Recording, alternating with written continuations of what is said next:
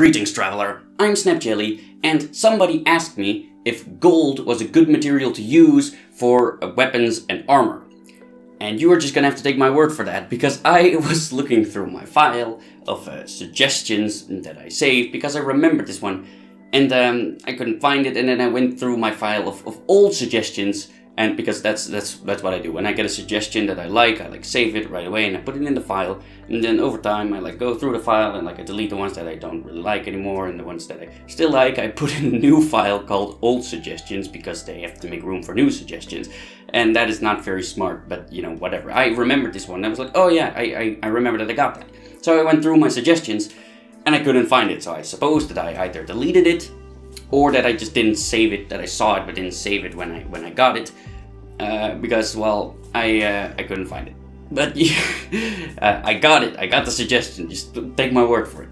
So basically, is gold a good material to use for weapons and armor?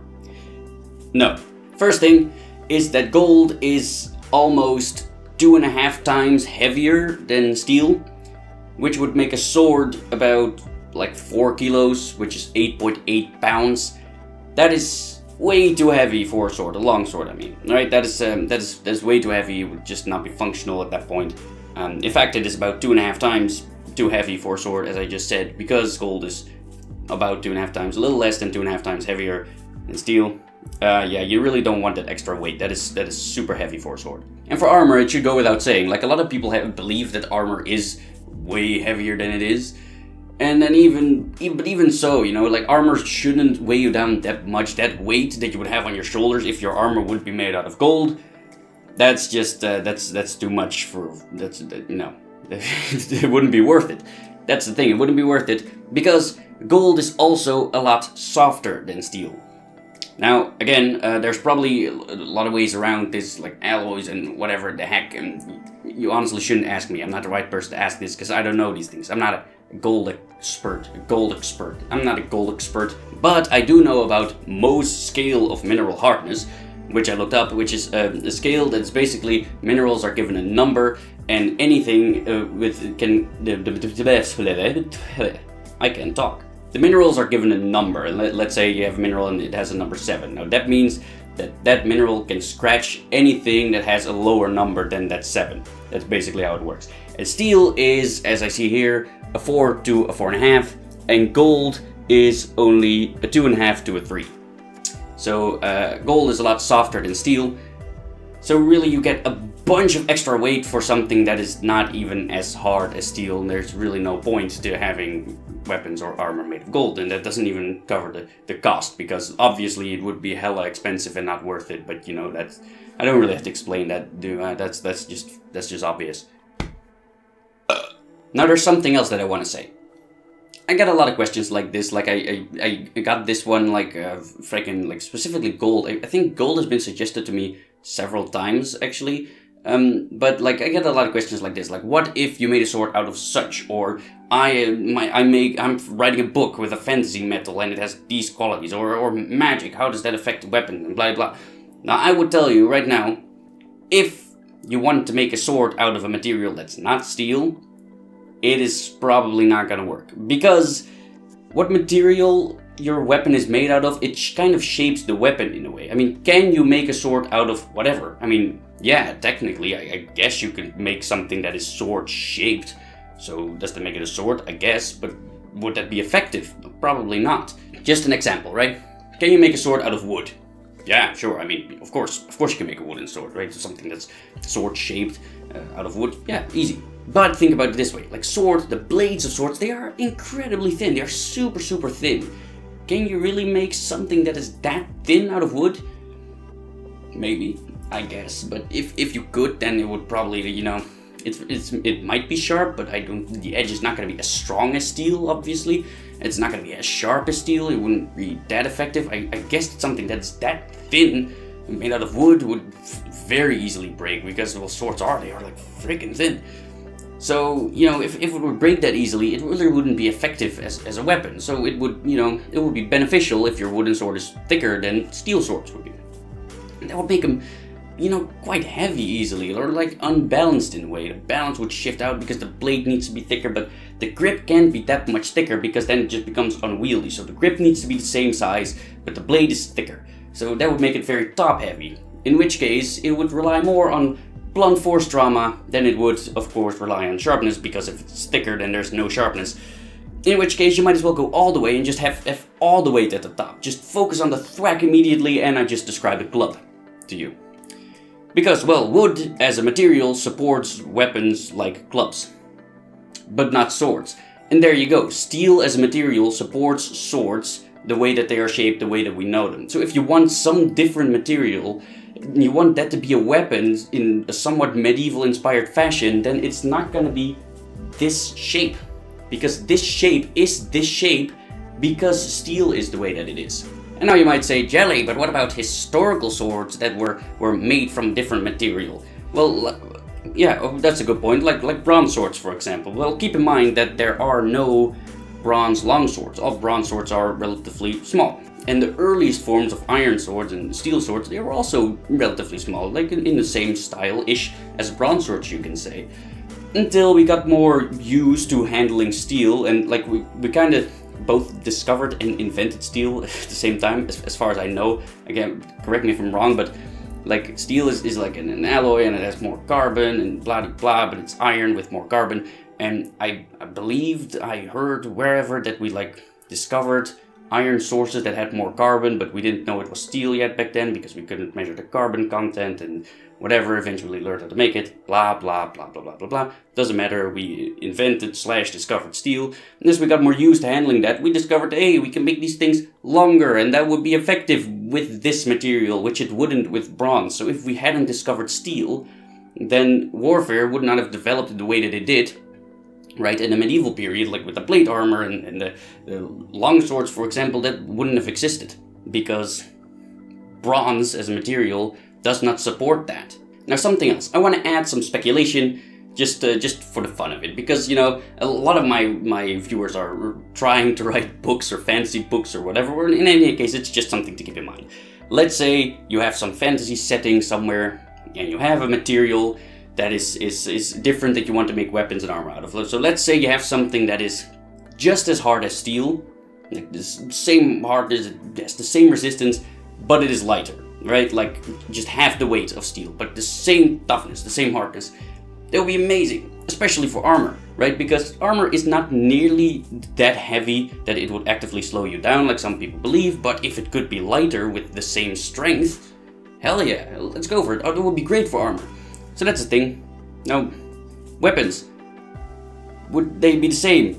Well, no. I mean, a sword that is too light kind of loses a lot of cutting power, in a way. So it really would not be... I mean, it's easier to swing around, but it's not per se better. It has downsides as well. It's easy for a sword to become too heavy, but you also don't want it to be too light, because a sword that is too light is very easily to parry. It's very easy to parry. It's very easily parried. I don't know how to English, apparently. Now, a simpler example, right? It is as hard as steel. So the armor, the plate armor, it might be lighter, but it's just as hard. So you need a thwack that is just as hard as you would in the real world in order to defeat somebody in plate armor. Like anti-armor weapons like maces and warhammers need to be the same weight. They rely kind of on weight, and they are not super heavy again, but they do rely on the weight at the top of the weapon in order to deliver a very hard thwack on a very small surface area in order to break through the armor or dent the armor or whatever. But, as we just described, the material is only half the weight. So if you would have a mace, this is the only mace that I have right now. So if you have a mace, that's great, but this thing is going to be super light, and it kind of needs that forward momentum and its weight in order to give that blow that really dents the armor. So it's half the weight. This head, not per se this, but the head at least, would need to be twice as big in order to deliver the same blow. So heavy weapons, anti-armor weapons that rely on strength like that, they would need to be larger in order to deliver the same punch, right, that you need, because it's as hard as steel, but it's lighter, and you need the weight. Get my point? Now, how would it affect swords? Well, there's no real way of telling. Maybe if all weapons are that light, then the parrying thing that I just said might not apply. But really, like, if a sword is light, I think it could go either one of two ways. One is swords would become bigger because they can become bigger. Because if they are lighter, they could be bigger to have the same weight as they have in real life, considering humans are the same strength, right? So, they could become bigger, and weight-wise, that could kind of work. On the other hand, they might, like, go completely the opposite way and just focus just on speed.